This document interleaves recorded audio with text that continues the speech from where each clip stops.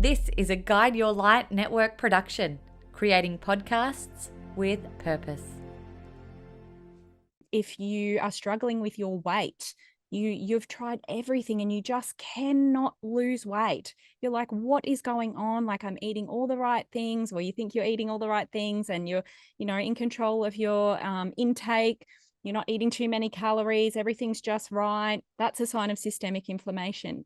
Puffiness as well. If you're really puffy all of the time, maybe you don't have a weight problem. Maybe your weight is completely normal, but you just feel puffy and like bloated all over your body. That's also a big sign of systemic inflammation and might be an indication that you're not responding well to gluten or gluten. Welcome to the Things You Can't Unhear podcast. I'm your host, Maritza Barone.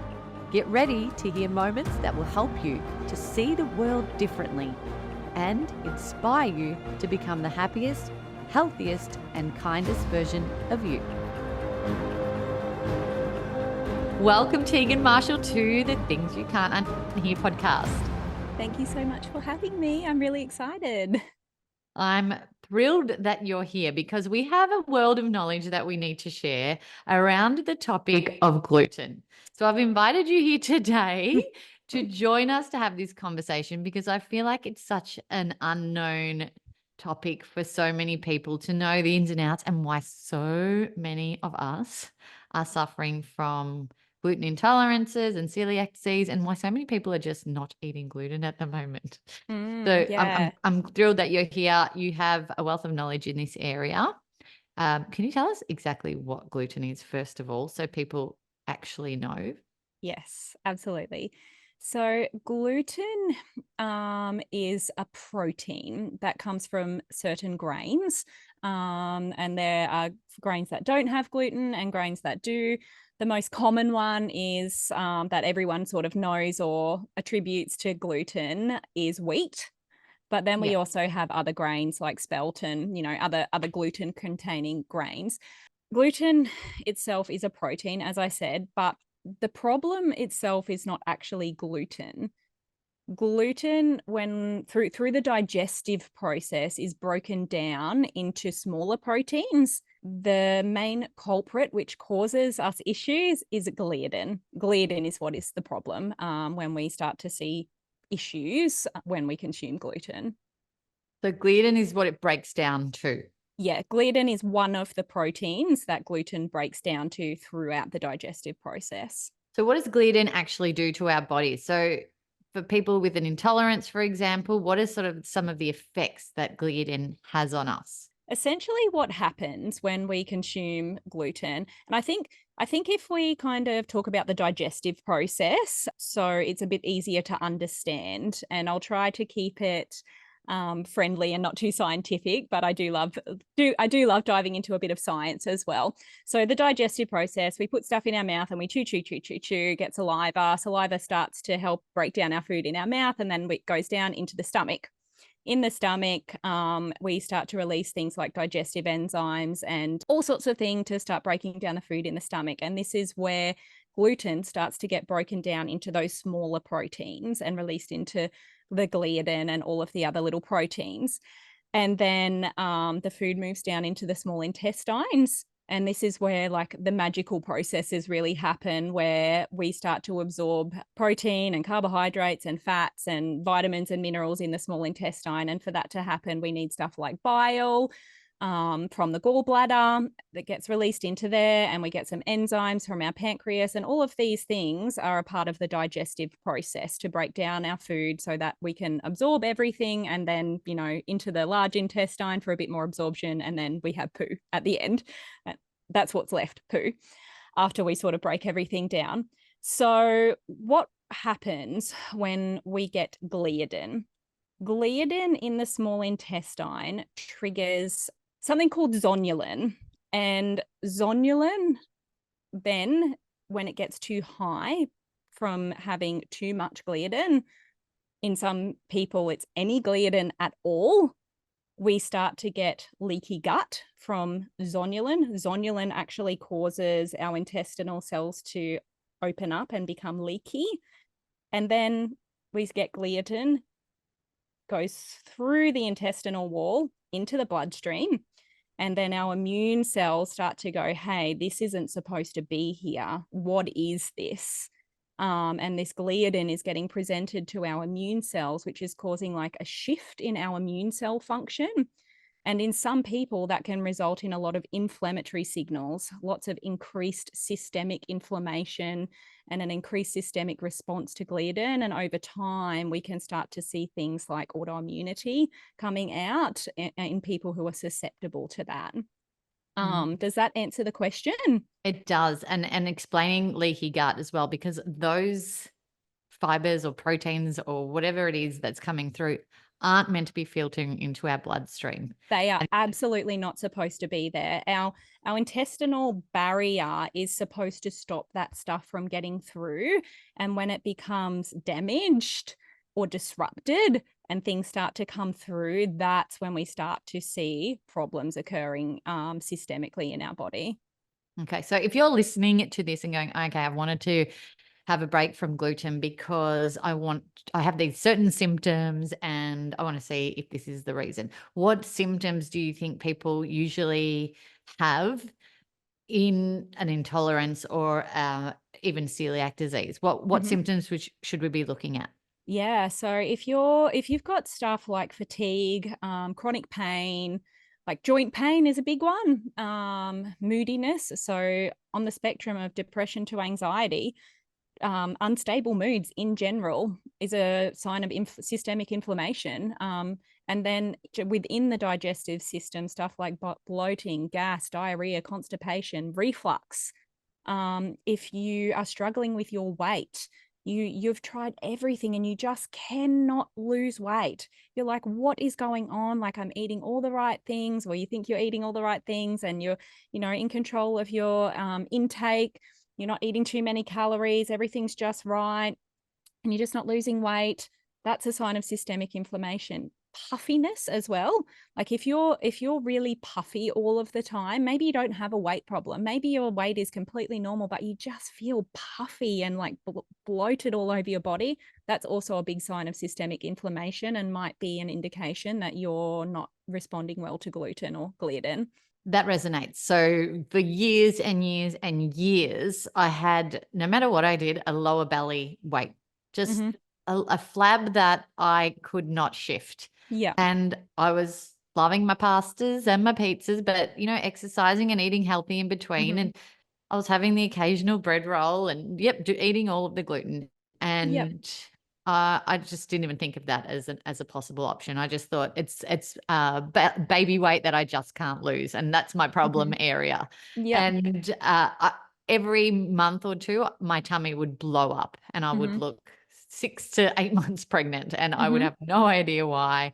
And it would sometimes take weeks to go down, and I would just be at my wit's end, feeling really uncomfortable, really gassy. I even sometimes had so much pain in my belly, even when I was like sleeping at night and turning over, there was like a heaviness in my gut. And it was about 2.5 years ago when I moved up to the Sunshine Coast. Actually, I was helping produce podcasts for Food Matters, which is a fantastic nutrition platform and has a certification program. And they were actually banging on about this 21-day gluten-free challenge, and they were distributing this to their community. And I was working there, as I said at the time, and I thought, this is what I'm going to do. I've been thinking about this for a long time, to just try getting off gluten. Let me give this a go. So I went really strict for 21 days with not a single grain of gluten, and everything changed. Like I literally lost all of that lower belly weight, my fogginess. So I had fogginess that would just pop up all the time, and I just couldn't think straight. I couldn't even have proper conversations and be articulate enough to string my words together properly. And it would just flow in and out. And I just thought, oh, maybe my neck's out. Maybe I'm not balanced. All of these things, every symptom fixed. And I was like, okay. But I was super strict about not having anything for those 21 days. And I knew with their challenge that was a big point. Can you tell me why? Yes, absolutely. That is actually the key. So when we go gluten-free, we have to go completely gluten-free. anytime we have gluten broken down to gliadin, gliadin triggers zonulin. It doesn't matter whether it's a tiny amount or a large amount. If there is gliadin present, zonulin goes up. Zonulin causes leaky gut. So zonulin, when it goes up, it causes our intestinal cells to open up and become leaky, which allows stuff to go through into the bloodstream.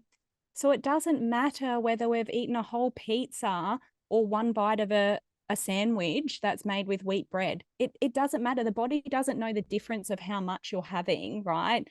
All it knows is, oh, there's gliadin here. I need to release zonulin because there's gliadin. Oh, there's zonulin here. The intestinal cells then become leaky. And this was a huge educational piece when I was running my clinical practice with my clients. I would say you need to be strictly gluten-free. And, they would go away, do their thing. They'd come back in a couple of weeks. Oh, the symptoms are still here, da, da, da. And I'm like, okay, so what have you been eating? They're like, oh, well, actually on Friday night, 2 weeks ago, I had a bit of pizza. I'm like, this is the problem.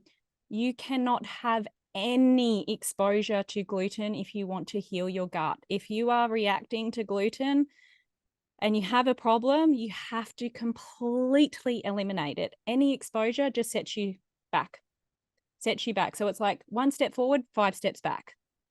How long do you suggest that they get off gluten completely? Forever.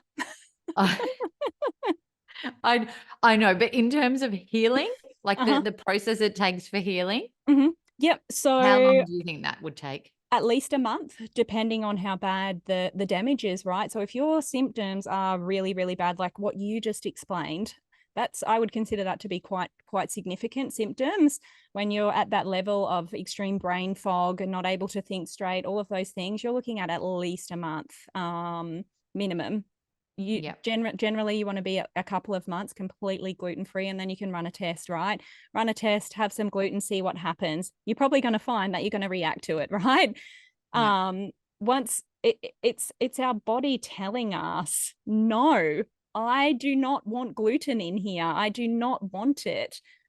And on that topic, I want to throw in why we're starting to understand that gluten intolerance is becoming more and more prevalent. People are starting to become more and more intolerant to gluten, and more people are starting to become intolerant. We're starting to work out that it's because of pesticides that are sprayed on the crops. Glyphosate in particular, we know for a fact, it has been proven in studies that it damages your microbiome. It just completely disrupts and changes your microbiome and causes inflammation in your gut and leaky gut. So these pesticides that are sprayed all over the crops, and gluten-containing crops, like wheat is a big one, they are hugely sprayed with glyphosate. So that is what we're now starting to believe or understand, why so many people are becoming more and more intolerant. It's like, what's going on here? This is an environmental issue. And we're starting to realize that the pesticides and the disruption to the microbiome that they cause is what is actually going on here. That makes complete sense, because this gluten intolerance community has come from nowhere, and it seems, and you talk to people who are in their maybe 60s and 70s who are like, this was never happening when we were younger. Why is everyone gluten intolerant now? And what's the big shift that's happened? And half the time people fob it off as, oh, you're just doing this to lose weight, or you're being difficult with your diet. But honestly, when these symptoms really flare up and you feel the effects of them, you realize that this is just not working for your body. That's right. And it's all about listening to your body and not ignoring the signs and symptoms that your body is sending you. If you're experiencing those symptoms that we discussed earlier, then that's your body signaling to you, hey, I'm really unhappy right now. Like, there's something in here that's triggering me and I don't want it in here, and you need to get rid of it out of me. So do you think, so when it comes to celiac disease, when people are diagnosed at like 30 years old or 35 years My old, or, husband. yeah, there you go. So is that just an ongoing leaky gut situation that's just peaked out of control and now it's Yeah. become a celiac Yeah. disease? Essentially, okay, so the best way to explain this is that so there are people who are more susceptible to developing celiac disease. So some people will develop it when they're kids, and some won't develop it until later on in life. They're called HLA-DQ gene variations. So the people who have these specific gene variations, we know, are more susceptible to developing celiac disease. So essentially what's happening is over time, exposure, we're getting damage to the small intestine, because that's where celiac disease happens, in the small intestine. And our small intestine over time is just getting damaged and damaged and damaged and damaged until eventually what we see like under endoscopy, when they go in and have a look, they're like, actually, your small intestine is pretty screwed. There is so much damage here and so much inflammation. You've actually got celiac disease. Wow. Okay. What happened to your husband? What was the story, the journey for him that Oh, wow. played Okay. out? I'll try and keep it short because it's really long. But essentially, we were having fertility issues for a long time. We tried for 5 years to have a baby and it wasn't happening. And I went and had every possible test you can imagine. And I was like, hey, it's not me. It's not me. There's, I've done everything. I've ruled everything out. They're telling me everything. I should be able to fall pregnant. And so I'm like pointing the finger at him, going, there's something going on with you. And we ran some sperm analysis tests, and there was a couple of little things on there, but nothing sort of that was outstanding that kind of went, it's that. And another year went by, still not happening. And we ran these tests through the fertility clinic. Then I decided to just order some tests through my pathology account through QML, and the QML test had some extra markers on there that weren't on the fertility clinic test, and these markers were related to like white blood, like some white blood cells, different types of white blood cells that were present in his semen. And I was like, why are these white blood cells present in his semen? They're not supposed to be there. There's something going on with his immune system. And there was a couple of other markers, and I started digging and being like, okay, what's going on here? And he'd had gut issues for a long time, and I'm just like, you got to get off the gluten. Like, and he just every now and then he'd have some here and there, but really it adds up to a lot. If you're celiac, you can't have any gluten. And I ran a comprehensive stool analysis on him. And what came up, there's some very specific markers on these comprehensive stool analysis that basically, if you've got these 2 or 3 markers are high, it's basically indicative, or not even diagnostic of celiac disease. I mean, they say that you have to have an endoscopy to get a diagnosis, but on this test, if you have these markers all high, it's pretty much like, this is celiac. And they were all high. And so we were like, okay, right, celiac, you have to be 100% gluten-free. So he did that for 3 months and I fell pregnant. Wow. That is crazy. Yeah, so An this is a amazing 5-year journey of us going around in circles with doctors and fertility people saying, oh, everything should be fine. And then I'm like, right, I'm taking matters into my own hands because nothing they're saying is working. And I ran extra tests, and this is what happens. We really have to get into more functional testing rather than relying on the basic stuff that the doctors are doing. and questioning things. And, you were in the Yeah. position to do those extra tests where a lot of Mhm. us are not, but that's why there are naturopaths and holistic health practitioners Yeah. out there that are there to support in this process as well. And even, I suppose, if you're hearing this and you're equipped with this information, you then can go to your healthcare professionals and say, I need this. This is what I Yeah. want. That's right. And ruling out every option rather Mhm. than, just Yeah, keep taking. digging. Don't accept. there's nothing wrong with you. The tests are normal. Just you don't have to just accept that. If your body is telling you something is wrong, just keep digging. If you go to a health professional and they give you, you know, a roadblock, go to another one and just keep going to different people until you find someone who can get an answer for you. Mm. And I know how frustrating that is because we've been through it.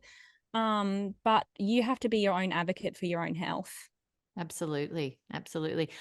Well, this has been fascinating to understand and to really get into the scientific side of it. When we look at a gluten-free diet, there's so many products out there now that we can access. So Mm-hmm. obviously you've got your breads and your pastas as well. Yeah. We just assume that every gluten-free product on the shelf might be good for us, but it's not Mm-hmm. always the case, is it? I There's know. products No. out there that just because you're not eating gluten, you're Yeah. using these alternative products. And, sometimes you look on the back of the package and you're like, huh, what am I eating? Yeah. You check the ingredients list on a lot of these products and it's horrifying. They're just Mm. full of crap, full of additives and all sorts of stuff that you just don't really need to be eating or should be eating at all. So I definitely don't recommend, like, if you're someone who's used to eating a lot of processed foods like packaged foods and you're struggling with your gut, and you need to go gluten free, I highly recommend like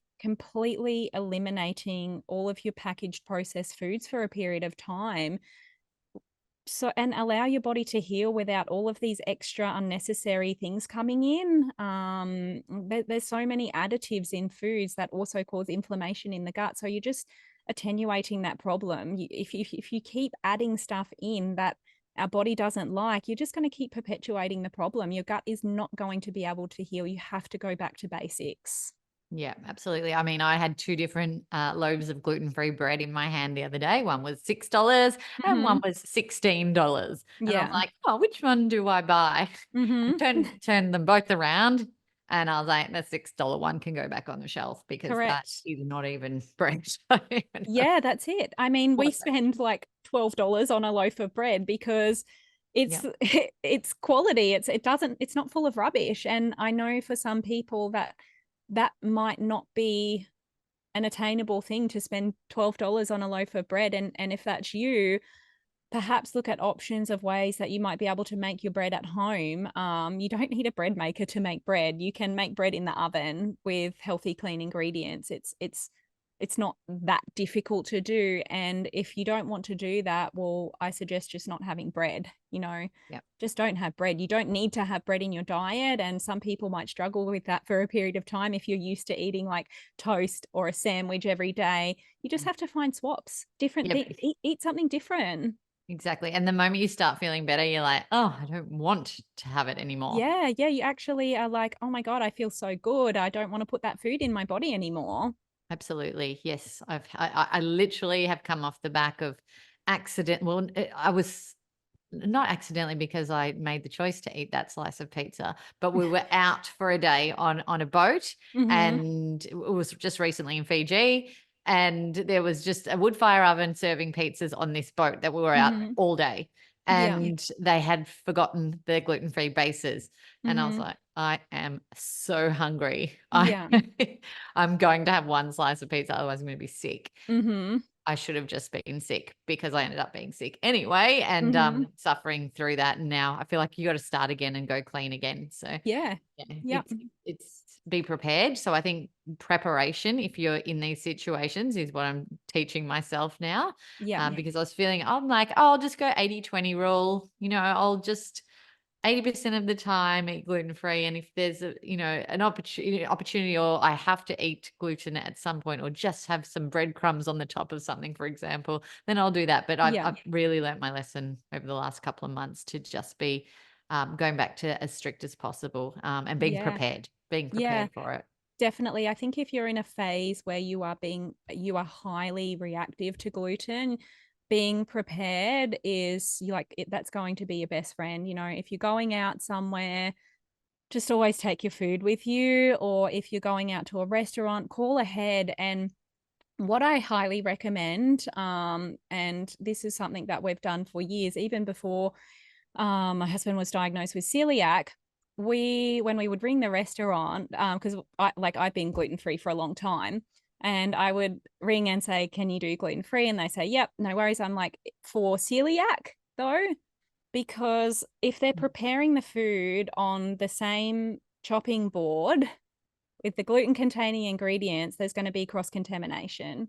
And if there's cross-contamination, there's gluten going in, what's going to happen? We're going to get zonulin and leaky gut. So even cross-contamination can be a problem if you are highly reactive.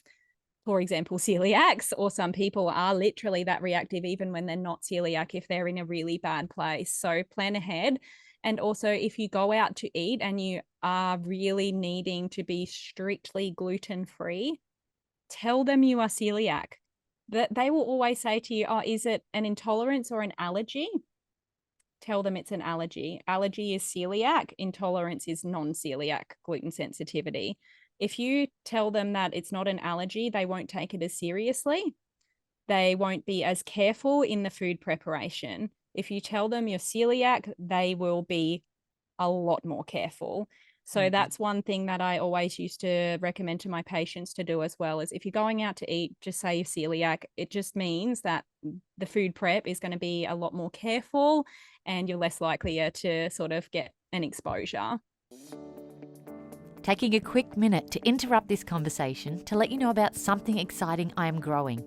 As you might know, I'm incredibly passionate about helping people to find and share their voice, especially if their voice is one that aims to create positive change in others. And I've launched a podcast network with purpose. It's called the Guide Your Light Network, that features podcasts and voices that inspire, educate, and transform listeners. And we have a library of podcasts that are part of our network that truly embody that mission, and we're looking for more. If this has sparked interest in you and you are ready to start exploring speaking and using your voice in this way, I'd love for you to check it out. Also, if you have something important to say and you don't know where to start to bring that to life, we can also help you to craft your authentic message through our Guide Your Light online sessions to help you get super clear on your intention, messaging, and structure needed to launch a podcast of your own that is authentically you. Just head over to guideyourlightnetwork.com. I feel for people working in hospitals sometimes. Yeah. I've got a friend who's really highly celiac. Yeah, she's got celiac disease, and she can't even have a grain of gluten, because a grain of bread, because it's going to affect her. And I see her panic when we go out to dinner. I feel and sense her panic, and we reiterate many times over to the restaurants that we go to and to serving that night, this is serious for her. Yeah. But, it makes me laugh, and there are errors that have been made. It makes me laugh for me because I'm not celiac. I've just got an intolerance. But about a year ago, we went out to dinner and I ordered a gluten-free pizza.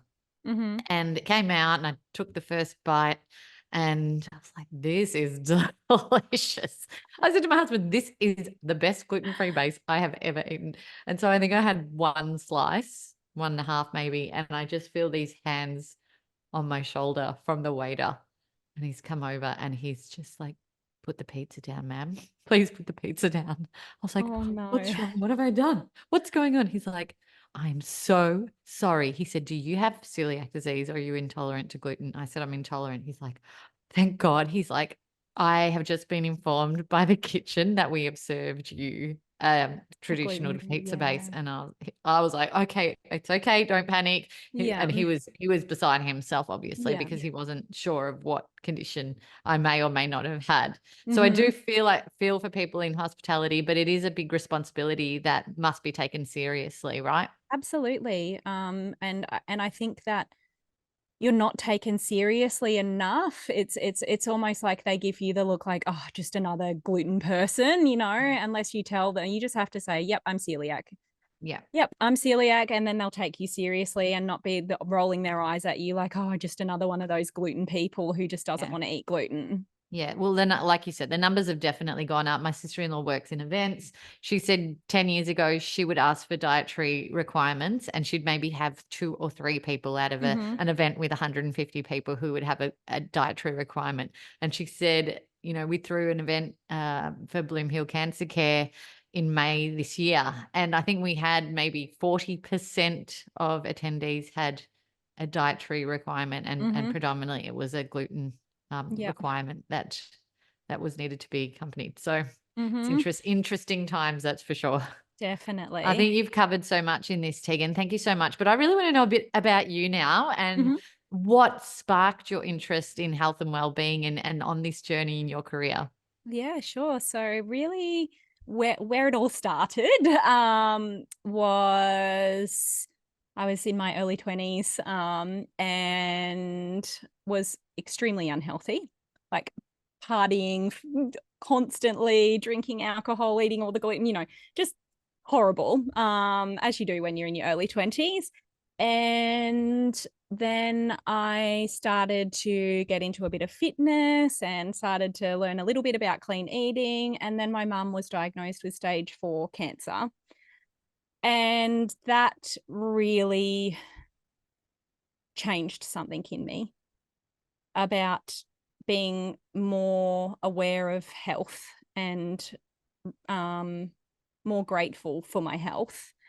And luckily my mum survived, and it's been like 12 years now. She's cancer free, which she was given basically 6 months to live. And she just smashed it all out the window. She did things very unconventionally. She actually refused treatment, and she had surgery. She had a huge tumor in her bowel. It was 10 centimeters, which is huge. And yeah, she was basically told by her whole team that if she didn't start chemo and radiation and everything immediately, she would have max 6 months to live. And she just basically got up and walked out of the hospital and was like, F you, I'm doing things my way. And she had to have surgery. The tumor continued to grow, her bowel perforated. It was a really tough time. It was horrible. And, she ended up having a stoma and all of that. But it all sort of started to improve.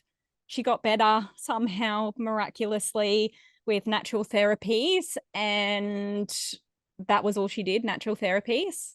I'm not lying to you. She did not have treatment for stage 4 cancer other than natural therapies and surgery.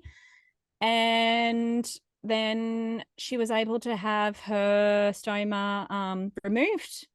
Wow. And everything connected back up and healed. And yeah, like 12 years down the track, she's cancer free. She gets her tests done every year and she's cancer free. So they basically told her, well, it's been this long now, and basically you're completely cancer free now. Like, we don't need to keep testing you because it's been so long.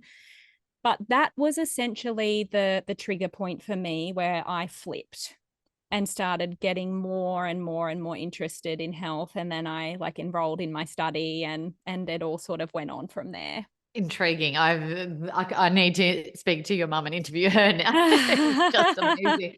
But yeah, I'm curious, what natural therapy she did and all of that. So, but we can delve into that on another day, perhaps.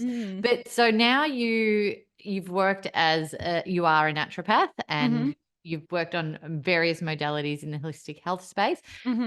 You've also launched recently Glowable. Can you tell us a little bit about that amazing brand that you've now launched as well, with a 15-month-old, by the way, and numerous other businesses that you're operating? It has been a wild ride, let me tell you that. I'm like, what was I thinking launching this huge new company when I was having a baby? Like, what the hell was I thinking? Seriously. But anyway, we do the things that we do. So when I was I think I was about 6 months pregnant, and I still was doing clinical practice at that point, and I was just I struggled big time with pregnancy. Like, I didn't have hyperemesis or anything like that, but I just felt exhausted all the time, and I just really struggled with it, and I was feeling so burnt out, and I just was like, I don't want to do this anymore. I don't want to do clinical practice anymore. And I just felt like I was so limited in clinical practice. I just have always had this feeling inside of myself that I'm supposed to do something so much bigger and help so many more people. and not be limited to, like the 40 hours a week that you can work in clinical practice. Like I wanted to do something at a much larger scale, so I was able to help a lot more people. And I just decided to close my practice. I was like, I've had enough. I'm closing it down, and I'm just going to sit and be pregnant and wallow for a while and see what comes through. Yep. And as I did over the coming months, I just did lots and lots of journaling and really connecting back into myself. And I knew from my university days, I was super interested in the supplement industry from uni. And I started just sort of doing a bit of research and investigating into that, having some conversations with industry contacts, and it all kind of just evolved from there. So what are the products that you've got within Glowable? What's the range, and what do they treat and help with? So we've launched in April with our first product. We just have one product at the moment. Developing a TGA listed medicine is not for the faint-hearted. It is a huge process. I can't imagine doing more than one at a time. It's a very lengthy time and fund extensive process. The product that we launched with is Adapt. And Adapt is a stress support formula. The reason why I wanted to launch with a stress support formula, Maritza, is because I identified in my practice that the root of most of the people that were coming to see me, like their health concerns, their problem that they would come with, I treated a lot of gut issues, a lot of like anxiety. Gut and anxiety was huge. And what I identified as we would go deep with, I'm not a symptom treater. I call it like applying band-aids. It's like we can apply this band-aid and get you some symptom resolution so you feel a bit better. However, the underlying problem is still going to be there, and we need to get to the bottom of this and treat the root cause. What is driving these things? And what I identified was that all of these people were chronically stressed. Wow. There's a lot of talk in the naturopathic industry about we always treat the gut first, treat the gut, treat the gut, treat the gut. We have to start with the gut. However, if you have a patient who is chronically stressed, and often people actually don't even realize how stressed they are, because when you say to someone, oh my God, you're so stressed, you're like, no, I'm not that stressed. We don't want to acknowledge how stressed we actually are. But as a naturopath, when we get into these questions and we start to identify how chronically stressed people really are, we can start to put together a map and see what's actually going on. And people who are chronically stressed are getting a lot of cortisol dumping into their gut. And that cortisol dumping is causing a lot of inflammation, diarrhea, all of these things that are driving this gut problem. And then chronic stress is a cause of anxiety, right? So we have to treat the stress. If we don't treat that stress and support their nervous system, we're just going to continue to have this high cortisol, this cortisol dumping in the gut. The gut symptoms will keep going on. So we have to go a step back from treating the gut before we can get to the gut. And that's why we started with a stress support formula. Absolutely. Makes so much sense. I can't wait to see where the brand evolves. I mean, you've only just launched it March this year, I believe. It's only not even 6 months old, which is super we're exciting. very new.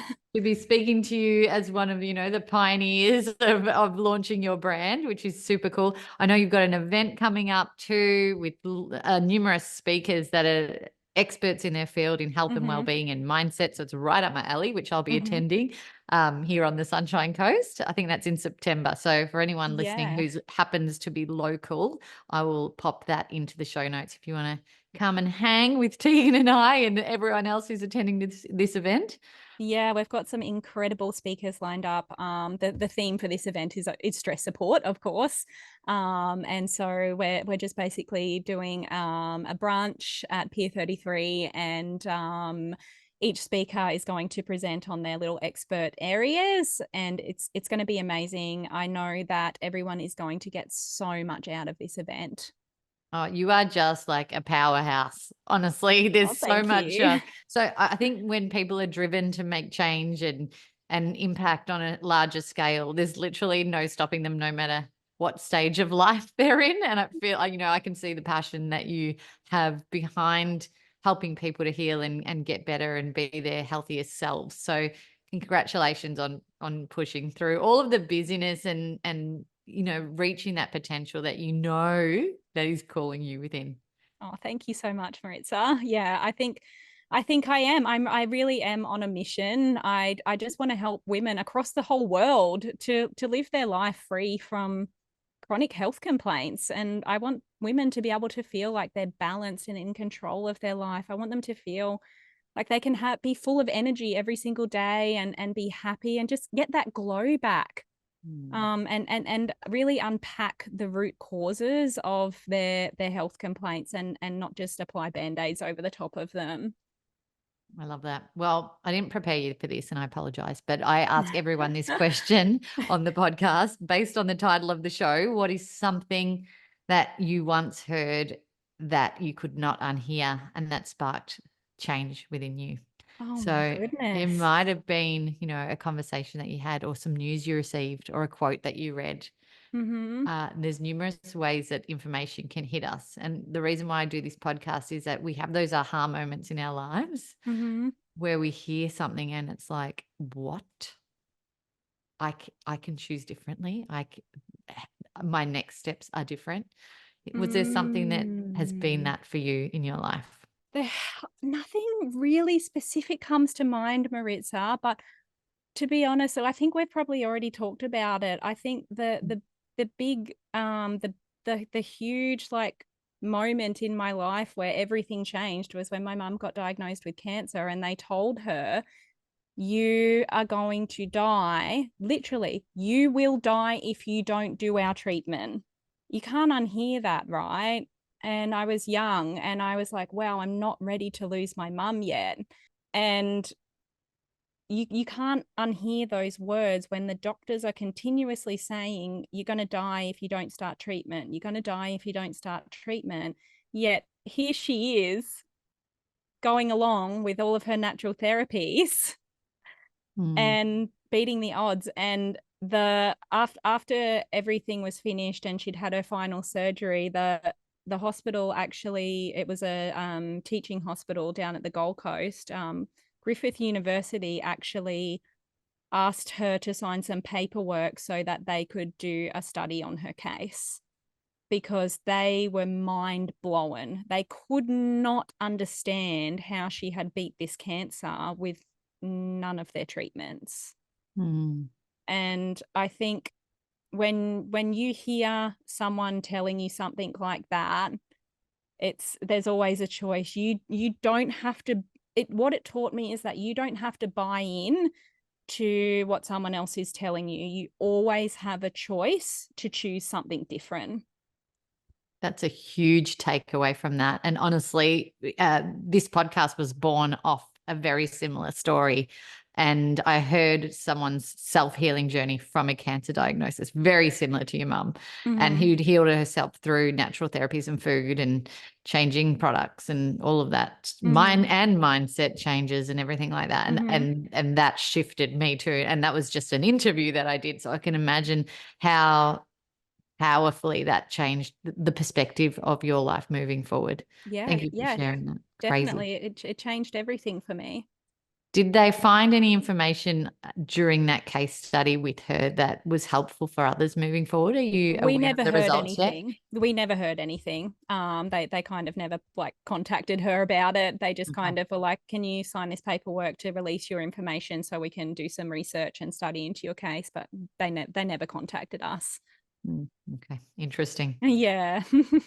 Well, Tegan, thank you so much. You've really given us a lot of information today, and I'm so grateful. I feel like the whole gluten conversation was really interesting, especially for me having that intolerance and feeling those symptoms. And I know so many of our community and listeners, and even my friends who come to me all the time and have the same type of symptoms, are going to get so much out of this. So I really appreciate your time today. That's my pleasure. Thank you for having me, Maritza.